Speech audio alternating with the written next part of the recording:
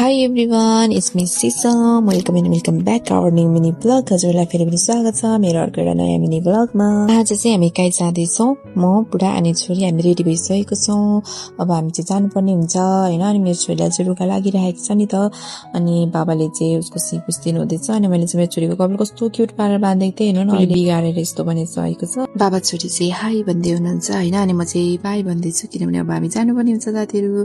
अनि हामी चाहिँ बाइकमा चढेर लागिसकेको छौँ हाम्रो गन्तव्यतिर। अनि बुढा चाहिँ बाइक कुदाउँदै हुनुहुन्छ अनि मम्मी छोरी चाहिँ पछाडि बसेको छु। अनि आज चाहिँ चल्दा चाहिँ म भरिया भएको छुइनँ साथीहरु किनभने अब भरिया हुने सिचुएसनै छैन नि त। अनि हामी चाहिँ भाटपट्टि नि आइपुगेको छौँ मेरो प्यारो भाटपट्टि नि हैन। अनि त्यसपछि हामी आइपुग्यौँ भानुचोक। यो चाहिँ रह्यो भानुचोक। अब हामी चाहिँ यहाँदेखि उँभो जानुपर्ने हुन्छ किनभने वान वे हो। अनि त्यही भएर हामी चाहिँ माथिबाट चाहिँ अर्को बाटो लाग्छौँ।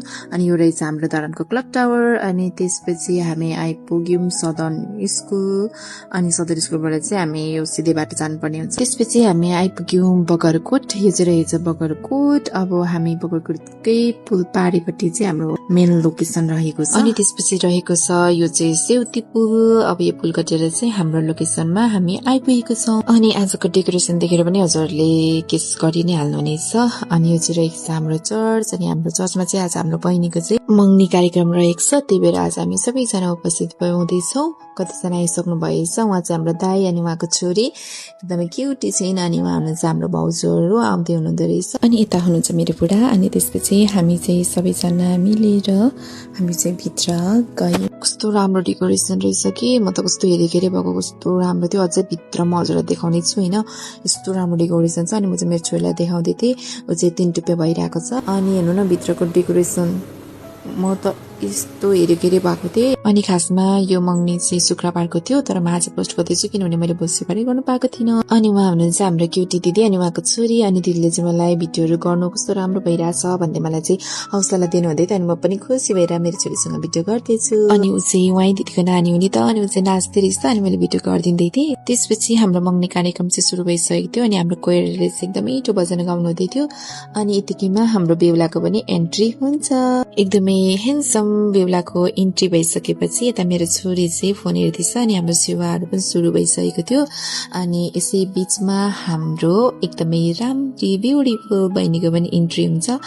अनि आजको मेन क्यारेक्टर चाहिँ उहाँ दुईजना हुनुहुन्छ। उहाँ दुवैजनाको चाहिँ मङ्गनी कार्यक्रम रहेको छ आज।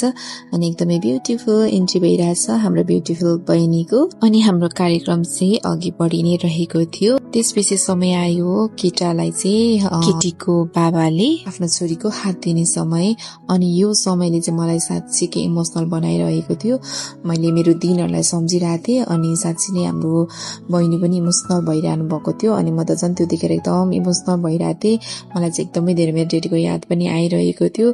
अनि त्यही सिचुएसन बहिनीले पनि पार गरिरहनु भएको छ भनेर मैले फिल गरिरहेको थिएँ। साँच्चीकै यो समय चाहिँ एकदमै गाह्रो समय एउटा छोरीको बाबा हुनुमा अनि एउटा छोरी हुनुमा चाहिँ। किनभने जन्म दिने बाबा आमा जन्म घर छोडेर चाहिँ अब जाने समयहरू आउँदै गरेको हुन्छ। अनि एकदमै गाह्रो सिचुएसन हुन्छ।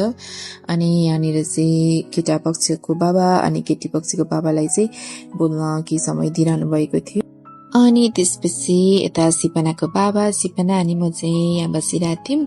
अनि सिपनाको बाबा पनि आउनुभयो। अनि अगाडि चाहिँ उहाँ अर्कै लाइनमा हुनुहुन्थ्यो। त्यसपछि मेरो छोरीले चाहिँ जहाँ गए पनि बोतल चाहिँ भेटिहाल्छ। उसलाई चाहिँ यति बोतल भएपछि पुगिहाल्छ। ऊ चाहिँ बोतलसँग खेलिरहेको छ।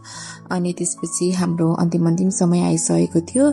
अनि यता चाहिँ गिफ्ट एक्सचेन्जको समयहरू आएको थियो। अनि केटाले केटीलाई केटीले केटालाई गिफ्ट एक्सचेन्ज कार्यक्रमहरू सक्यो। अनि त्यसपछि यहाँ चाहिँ फोटोसुटहरू हुँदै थियो। त्यसपछि हेर्नु न कति ब्युटिफुल मोमेन्ट। हुनेवाला बेहुलाले चाहिँ हुनेवाला बेहुलीको लागि चाहिँ यति क्युट बुके ल्याउनु भएको रहेछ।